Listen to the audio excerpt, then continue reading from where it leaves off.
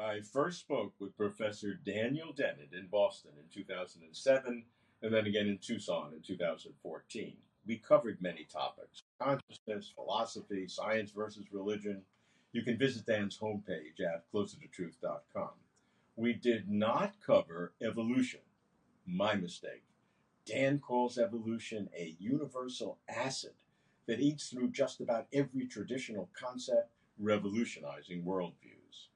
Closer to Truth is embarking on a new journey to explore philosophy of biology. And given Dan's strong, insightful views, I wanted to get his take on evolution. If you like these conversations, subscribe to the Closer to Truth channel. We publish videos on the big questions of cosmos, consciousness, and meaning every day.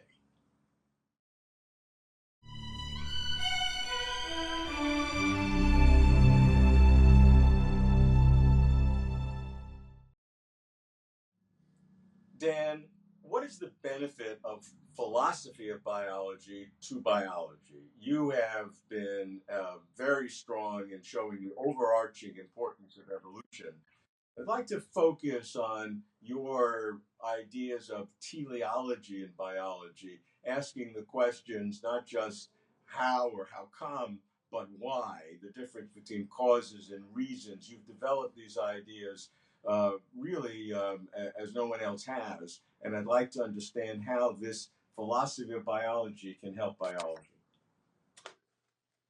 Well, I have the sense that biologists overreacted to the prohibition to use teleology. The idea was that Darwin had showed that there was no use for any teleological notions, any notion of what for purpose, for goals, for reasons why things were the way they were, because that was a good way for them to be. Well, they're just wrong to think that Darwin has made it possible to live without that way of thinking. It's a very powerful way of thinking, and it often plays a big role. And what I've tried to do is show that a better way of thinking about what Darwin's idea of natural selection showed is he showed how to get, there's two different why questions. One of them is how come, which asks for a process, a historical process, and the other is what for, and that asks for a justification, a reason why this is a good thing. And if you look closely, you can see that what natural selection does is it shows how to get from one to another, how a series of how come answers can eventually support a what for answer to the question of why. The way to think about it is to imagine getting in your time machine and going back millions or billions of years, wherever you want to go, and to a time when we first start seeing certain features of the biosphere. And we ask, why are they here? Well, there's a process answer in terms of a series of processes that unfolded over maybe a billion years to bring about the proliferation of these items. But don't stop there, because why are these the items that proliferated rather than some others? And in addition just to the how come answer, there's an answer about, well, these are the ones that are better at surviving in the circumstances in which they found themselves. These are the ones that were better adapted to their niches, to their environments of selection. And there's nothing mysterious about this teleology. It's very straightforward. We have good models of it, computer models and the like, and we can use it carefully to answer questions that people have been asking for thousands of years about what the point of many of the adaptations are that we see in nature. And The argument, though, is that are you not adding something onto the process because each of those individual steps are random mutation, selecting those which work, which may be a very small percentage.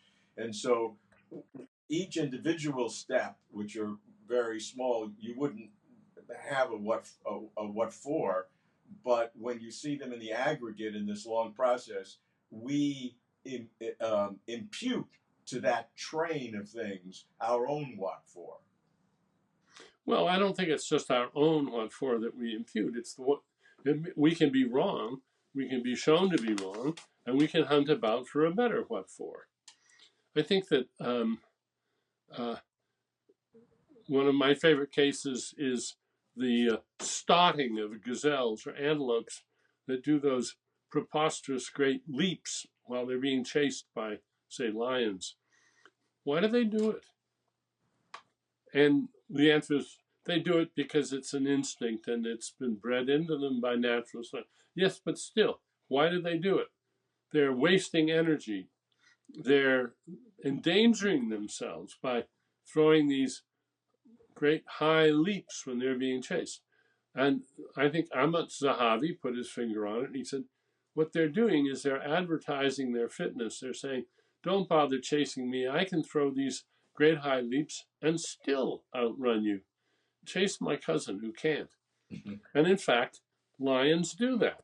The lions don't go after the ones that do the energetic stotting. They cull the herd of the also rans, the ones that can't do the stotting.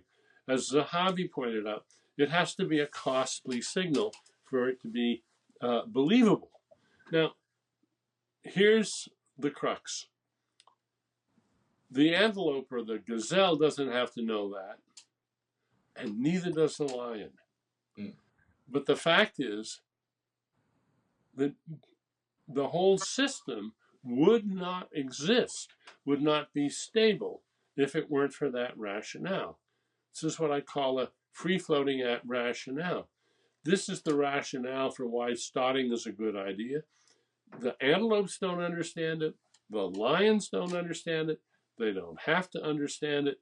The lions benefit from their, to them, inexplicable lack of interest in high stotting gazelles.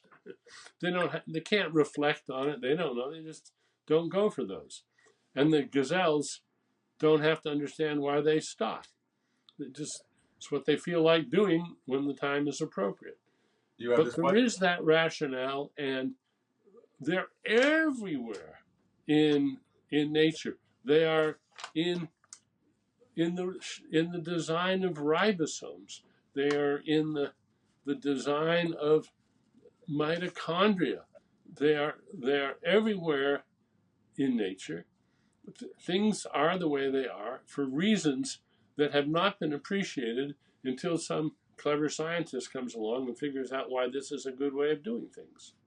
You have this nice short phrase, competence without comprehension. Yeah, that's my bumper sticker.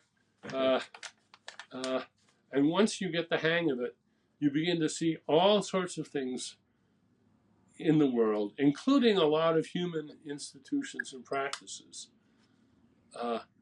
There's deep reasons why they are the way they are, but we don't have to understand them, and we often misunderstand them.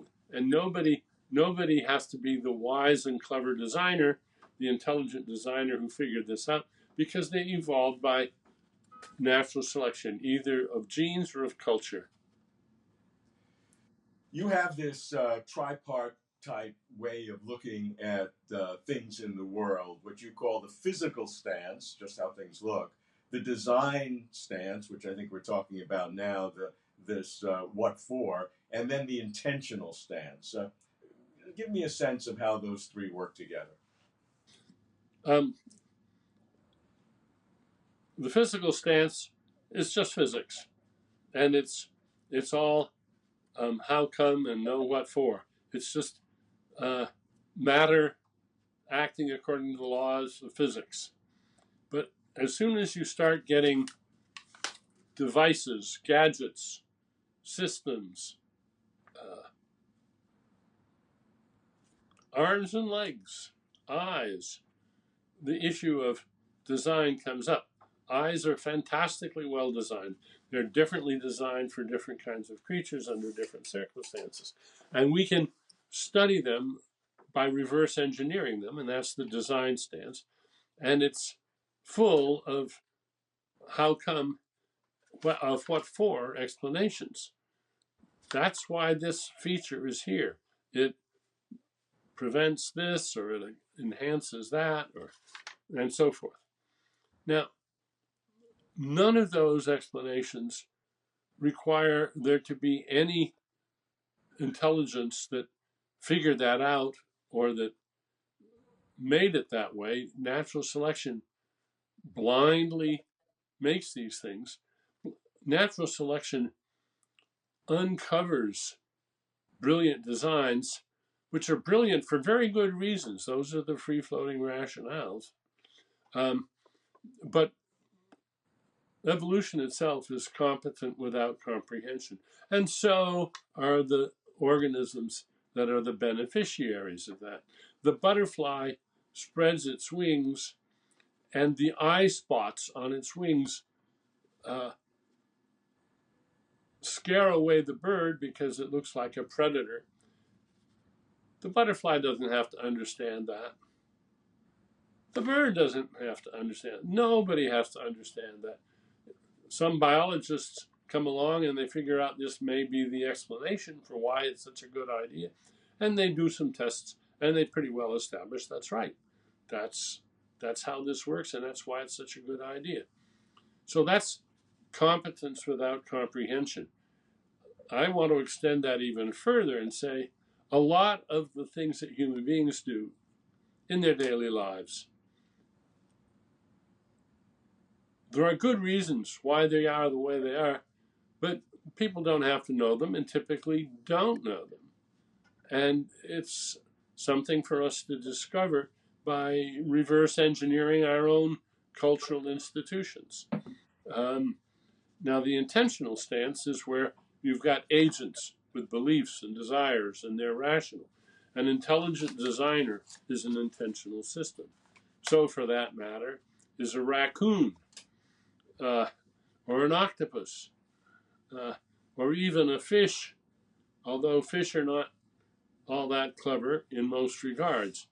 They do a lot of things that have good reasons behind them, but the fish don't have to understand those reasons.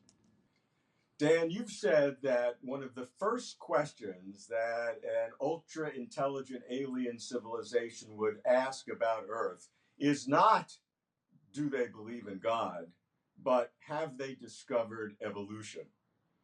Why do you think evolution is so important? Evolution by natural selection is the only process anybody's ever described for spinning meaning out of matter, for spinning design out of chaos, for turning simple order into design. There's lots of order in the physical world.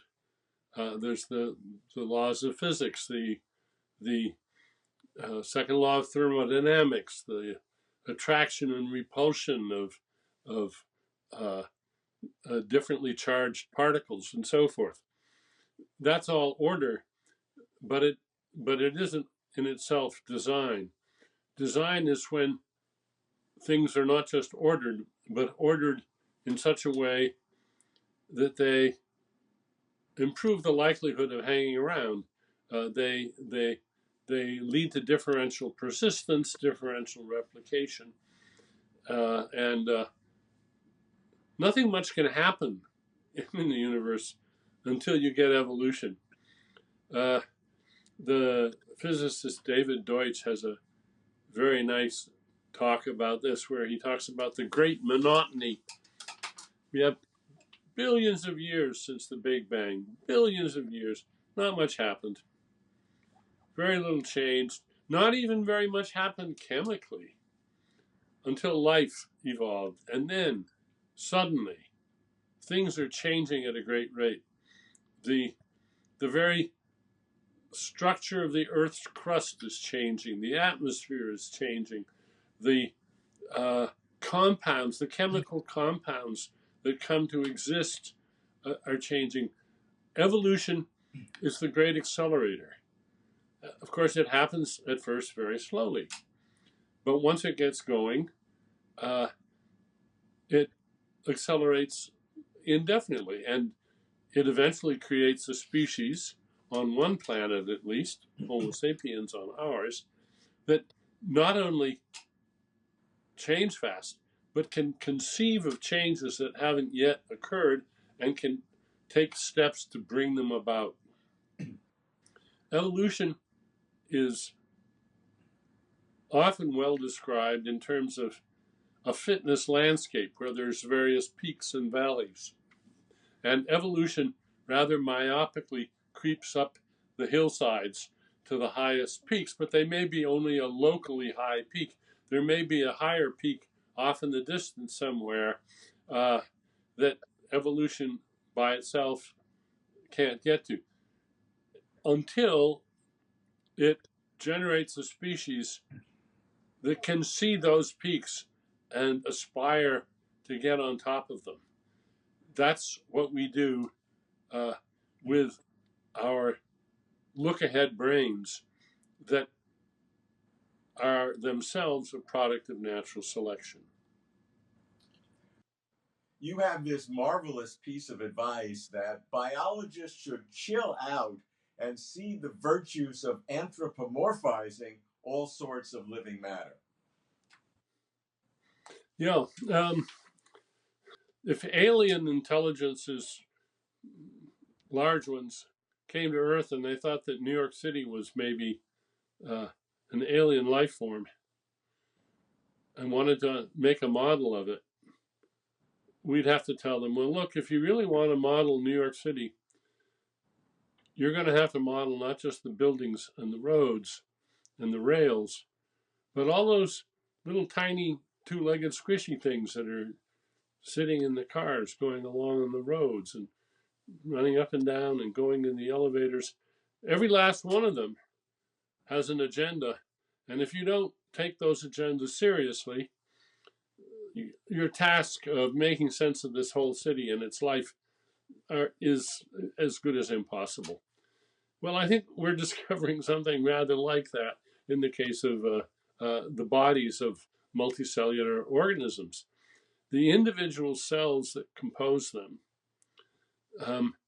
have knowledge, they know things, they have know-how, they have agendas, they have purposes, they're not conscious in any strong sense, but they certainly are cognizant, sensitive. They are able to recognize things in their environment that are deeply relevant to their survival, and they know how to take steps to act on those. And when we take them seriously as agents, and that should be easy these days because we've had little simple AI agents for decades now, little simple robots, the Roomba, the robotic dog, Alexa, and all the rest of the toys. And the individual cells and cell complexes that compose these agents and agencies are actually quite sophisticated in what they can do, what they can respond to, and how they can adjust their behavior to the circumstances.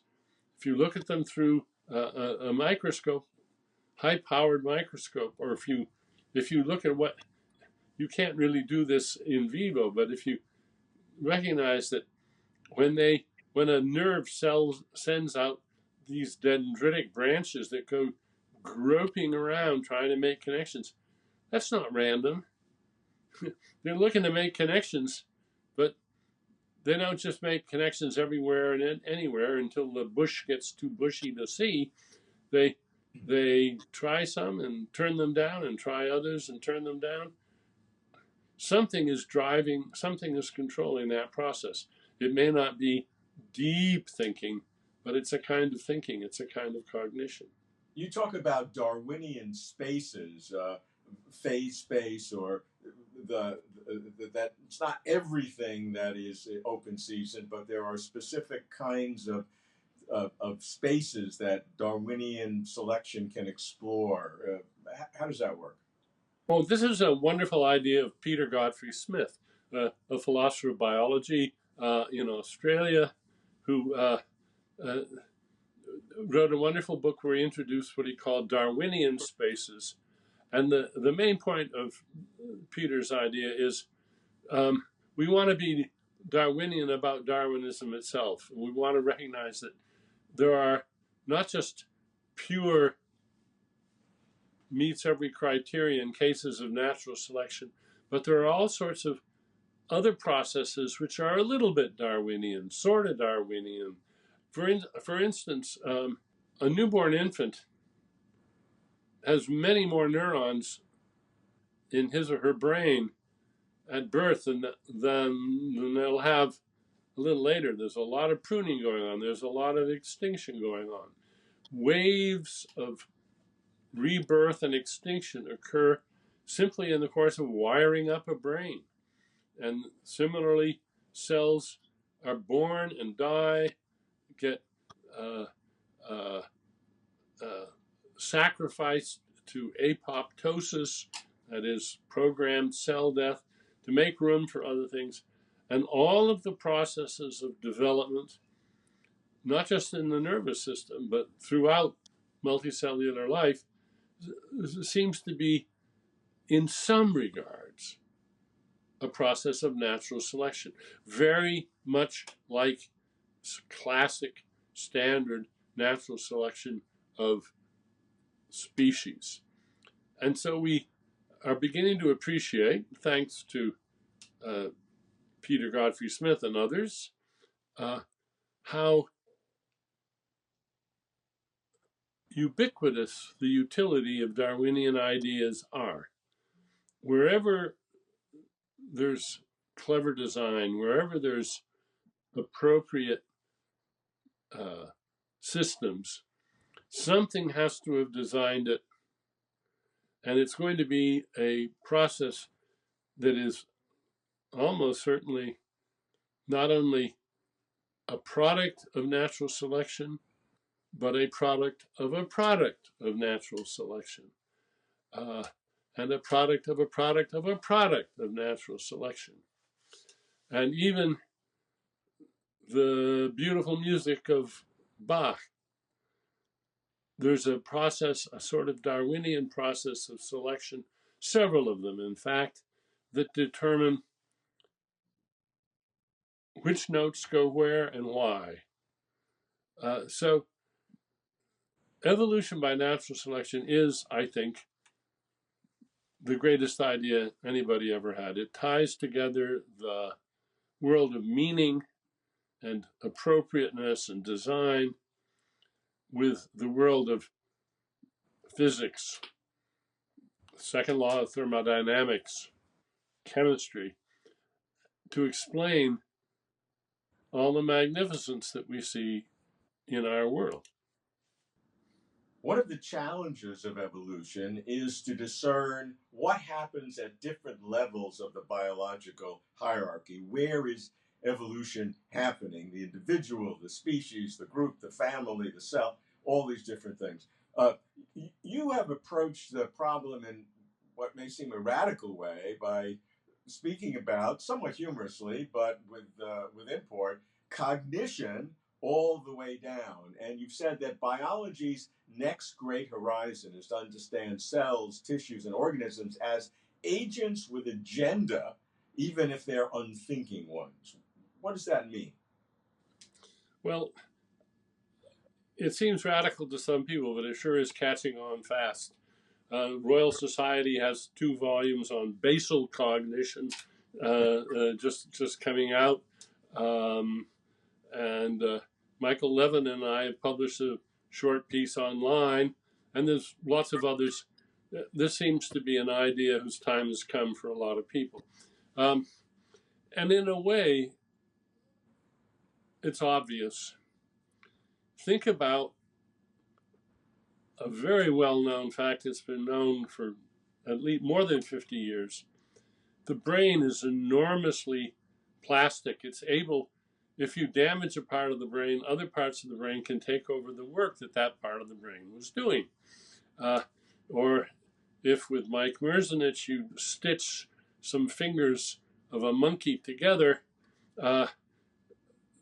so that it has less than the 5 digits on each hand that are there anatomically, but now functionally it's been reduced.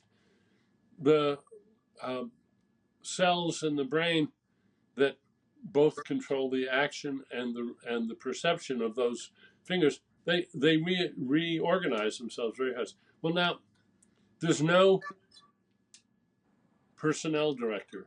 There's no hirer who determines what the jobs of those cells are. They have to figure that out for themselves. One way of thinking about it is every cell in your brain, well, in a sense, every cell in your body is looking for work. They got to have work to stay alive. It's a job. That's their agenda. Dan, how do you analyze the debate between reductionism and emergence, particularly strong emergence? And let me put the question this way. Is it possible, in principle, in biology, to ultimately explain everything reductively? It all depends, of course, on what you mean by explain and reductively. I'm very dubious of most uses of the word emergence because many people, especially philosophers, want it to mean something too strong. Traffic jams are a nice case of an emergent phenomenon. We can predict them to some extent, but they are the result of a whole lot of different people deciding for a whole lot of different reasons to get in their cars and go into the same general vicinity at the same time. That's a pretty good emergent phenomenon. Stock market prices might be another good one. But if you look at, say, John Horton Conway's life world, a two-dimensional cellular automaton, you see all these amazing emergent phenomena there, but they're completely explicable. They're completely reducible to the very simple physics of that life world. And that's what I would call innocent emergence. It's interesting. One of my favorite thinkers, John Holland, the late John Holland, a real visionary in evolutionary theory, in addition to several other great accomplishments. He wrote a book called Emergence, which I highly recommend. And I said, John, you're going to have to make it clear at the outset that you mean innocent emergence, not the kind of woo-woo emergence that a lot of people want you to mean. And he got the point and did, I think, a fine job of telling the world what emergence ought to mean, what are examples of it, and how to explain it. And the explanations are excellent scientific explanations, and they don't fit the mold of some caricature models of what explanations are supposed to be. You don't just deduce everything from axioms according to a covering law model. That's a bad idea from philosophy, whose time is, I hope, over. But we have a better, more realistic idea of what explanation in science is now. So to take an example, the wetness of water, we know it's H2O, but if we look at hydrogen gas and oxygen gas just superficially, we can't imagine that you put those together and you get wetness. But when you look at the molecular structure, you look at the bonded angles between them, you then can explain through complex science, but you can't explain why that would be wet. And so here we have a process, what seems impossible to get wetness out of two gases, we show precisely how that would occur. So my question is this, is that process of understanding the wetness of water applicable to everything in biology? Because some would claim in a strong emergence that there are things in biology that would be in principle impossible to do that. Now, I think I understand the idea, and I think it's wrong. It's interesting, but I don't see any good arguments for it or any good evidence for it. Tom Nagel once argued that we might be able to have correlations between brain states and accounts of the phenomenology of consciousness, but we would never have a proper predictive explanation of why those were the correlations that were there.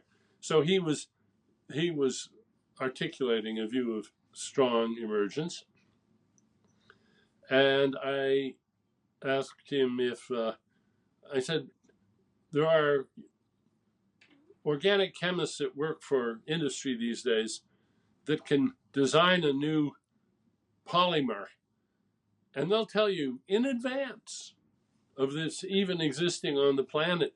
They can tell you what its tensile strength is going to be in bulk, what color it's going to be, and so forth. You would consider that a case of proper predictive scientific explanation rather than an emergent phenomenon? He said, yes. I said, well, then the same thing's already happening in neuroscience, for instance, which is probably the most challenging area. Richard Gregory and Ramachandran predicted phenomena of motion capture, a brilliant illusion that nobody had ever seen before, and they predicted it on the basis of their understanding of the functional neuroanatomy of the magnocells and the parvo cells in the visual cortex. A great case where a novel phenomenon was generated, in other words, predicted on the basis of theory by, in this case, neuroscientists. And I think the same thing is proving true across biology. So that sounds like a complete reductionist interpretation of biology. Well, a complete reductionist in one sense, but there's a caricature of reductionism which supposes that we should do all of our science at the lowest level, at the reductionistic level. No, heavens no. We should take advantage of the higher levels all the time and whenever it's useful, secure in the knowledge that any particular feature that we want to re-examine and get to the bottom of, we can go through a reductionist analysis of it, but that doesn't mean we should, for instance, we shouldn't turn the analysis of the stock market over to the physicists. Everything that happens in the stock market is a physical event. It's all just electrons and little bits of silicon and so forth doing all of the work, and other atoms. But that's obviously not the level at which to explain trends in the stock market. Dan, some people think, does God exist is the ultimate question. Other people think, what is consciousness? But at the bottom of everything, there is the deeper question, why is there anything at all? Why is there something rather than nothing? How do you look at that question? Is it a legitimate question to ask? I think there's versions of it which are legitimate and which get answered in interesting ways by, say, physicists and cosmologists. But I think that always leaves the bigger, grander, deeper question of why there's anything at all untouched, because any explanation has some presuppositions included in it. I always like the answer that Bob Nozick discussed in his book Philosophical Explanation. Why not? That is, the very question, why is there anything at all, seems to presuppose in a certain sense that it's expensive. It's more trouble than not for there to be something. If you can scrape all of those background attitudes and assumptions off the question, first of all, to me, it seems that the question loses interest. It's not as if there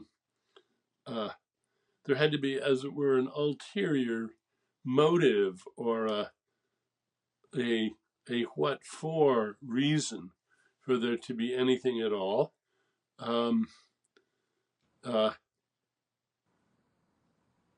There's a pretty good reason why there's a computer on my desk.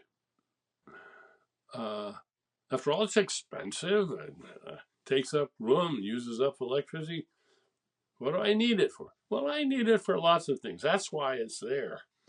But why is there anything at all? What, you mean somebody needs it? That question doesn't, I think, deserve an answer. There's nobody to need it. Aren't we lucky? There's something. If there weren't, we wouldn't be here to feel unlucky. That's the end of it. So that's the ultimate brute fact? I suppose it is the ultimate brute fact. It's not puzzling. At least it's not puzzling to me. I can't get curious about what a good answer to that would be, because it seems to me to be a question that only seems to require a good answer if you build into it assumptions that have no business being there. So let me try it this way. Is it conceivable or is it possible? I know those are two different ideas, but is it conceivable or is it possible for there to have been nothing? Or is that absolutely impossible, logically or ontologically? I think the answer to that question is I have no idea. It's my spade is turned. I guess what that means is that I'm not as eager a metaphysician as many of my colleagues.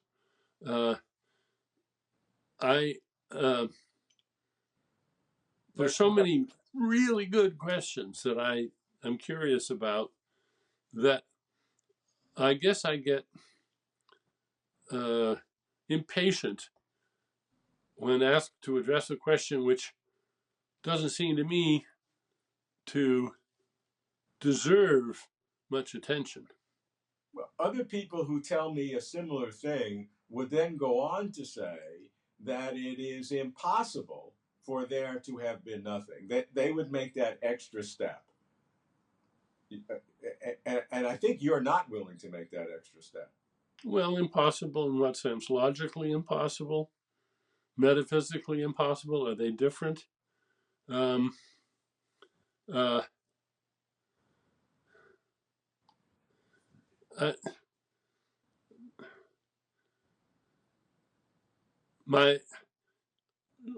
me express a slightly more modest opinion.